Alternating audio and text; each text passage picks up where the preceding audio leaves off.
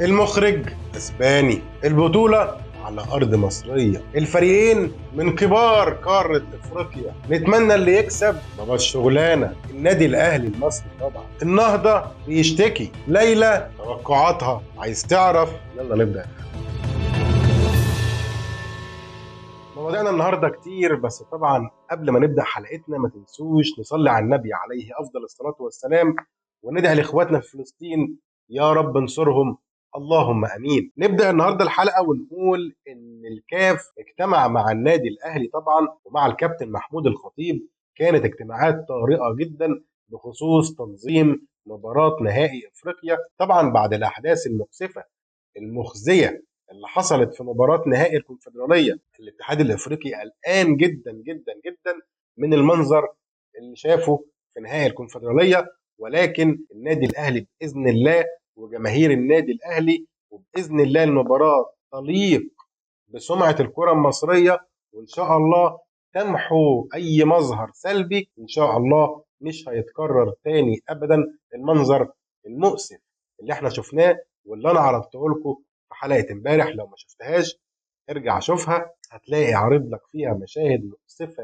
جدا من اللي حصل في مباراه الزمالك ونهضه البركان. طبعا فالمخرج هيكون اسباني، 25 كاميرا هتنقل احداث اللقاء، طبعا كاميرات بقى ورا الجون، كاميرات جايبه الملعب من فوق. المهم يعني ان اللقاء باذن الله هيخرج بصوره مشرفه للكره المصريه، وكمان هيخرج بصوره مشرفه للمشاهد وهيستمتع باجواء المباراه. فباذن الله نتمناها للنادي الاهلي، وان شاء الله مباراه تكون حلوه بين الفريق. عايز اقول لكم ان النهارده الترجي وصل، وكان في استقباله الكابتن الخلوق محمود الخطيب واعضاء من مجلس اداره النادي الاهلي، وكان طبعا استقبال اسطوري، استقبال ولا اروع. وطبعا المعامله بالمثل، يعني هم استقبلونا في تونس الصراحه، يعني استقبال كان محترم جدا. علاقات فعلا تدل على فريقين من كبار قاره افريقيا. اهلا بيكم في بلدكم الثاني مصر، وباذن الله يعني تنوروا طبعا وتشرفونا، ويعني لكن الكاس بتاعنا باذن الله، الكاس بتاعنا ما فيهاش ان شاء الله. كولر حيران جدا جدا جدا. كولر حيران في ايه؟ كولر حيران في حته ان هو يختار مين يلعب باك شمال. طبعا مباراه الذهاب كلنا شفنا انه لعب بكريم فؤاد، كانت خطه اللعب تميل اكتر الى الدفاع، وبالتالي كريم فؤاد ادى المطلوب منه تماما. ولكن مباراتك هنا في مصر فانت مطالب انك تهاجم، مطالب انك تكسب. فهل كريم فؤاد هيقدر يحقق لك الشق الهجومي اللي هيطلب منه ولا لا؟ هي دي اللي كولر حيران فيها. بيفكر بقى ان ممكن يلعب باحمد نبيل كوكا باك شمال. انا مستني اعرف رايك في التعليقات، هل انت تفضل ان كوكا يلعب باك شمال ولا كريم فؤاد يبقى باك شمال؟ وجهة نظري ان كريم فؤاد يفضل باك شمال، وكوكا هنحتاجه اكتر وسط الملعب، لان كوكا بيعرف ان هو يوصل الكور بطريقه مظبوطه، وكمان كوكا اشول. فبالتالي احنا محتاجين في نص الملعب لاعب يلعب برجليه الشمال علشان يكون في تنوع في بساط الكوره، فبالتالي تعرف تخرج بالكوره. يبقى عندك كذا طريقه تخرج بيها بالكره.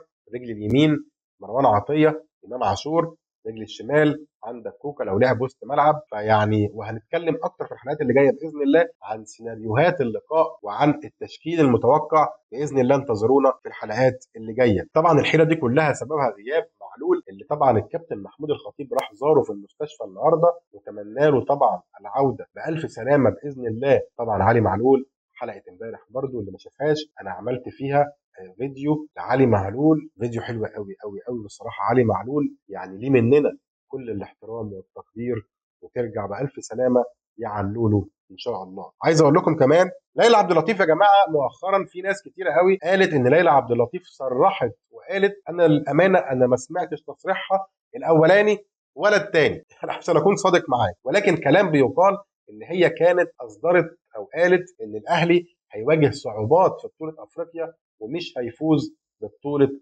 افريقيا. ولكن طلعت تاني قالت عكس الكلام ده، وقالت لا انا ما قلتش كده خالص، ولو سمحتوا محدش يقول كلام على لساني. فيعني من الاخر يا جماعه، كذب المنجمون ولو صدفوا. بلاش نسمع عرافين، خلينا نروح لسكة واحدة بس، وهي ندعي ربنا ونقول يا رب بإذن الله يا رب انصرنا ووفقنا، وبإذن الله ال 12 للنادي الأهلي يا رب. قولوا أمين إن شاء الله. عايز أقول لكم كمان نهضة بركان يتقدم بشكوى إلى الاتحاد الإفريقي. هتقول لي الشكوى دي ليه؟ هتقول لي عشان الأحداث اللي حصلت في مباراة الزمالك. أقول لك لا، الشكوى دي علشان في كلام بيقال ان الفار كان عطلان في مباراه الزمالك. هل انت تعرف المعلومه دي؟ انا ما اعرفهاش، انا ما عنديش معلومه مؤكده ان الفار كان عطلان في مباراه الزمالك، ولكن بيقولوا ان الفار كان عطلان ومحدش ابلغهم بعطل الفار، وبالتالي قدموا شكوى للاتحاد الافريقي. عايز اقول لكم بقى حاجه سريعا كده، في كلام بيقال ان مباراه الاهلي والالومنيوم بنسبه كبيره جدا جدا جدا هيتم تاجيلها، علشان الكابتن حسام حسن متمسك وبشده بلعيبه الاهلي والزمالك ينضموا قبل الاجنده الدوليه. وبنسبه كبيره لمباراه الكاس الالومنيوم ومباراه الزمالك برضه احتمال الاثنين يتاجلوا ويتلعبوا بعد مباراتي منتخب مصر في تصفيات كاس العالم ان شاء الله. كده مواضيعنا خلصت وحلقتنا خلصت. ما تنساش تعمل لايك واشتراك في القناه. انتظرونا ان شاء الله الحلقات اللي جايه، هنكون بقى بنتكلم في تشكيل الاهلي ونقعد بقى نفكر مع بعض وايه الانسب، وانت تفضل مين وانا اقول لكم افضل مين. فانتظرونا باذن الله بكل ما هو جديد. اتمنى دايما اشوفكم بافضل صحه وافضل حال. شكرا ليكم. سلام عليكم.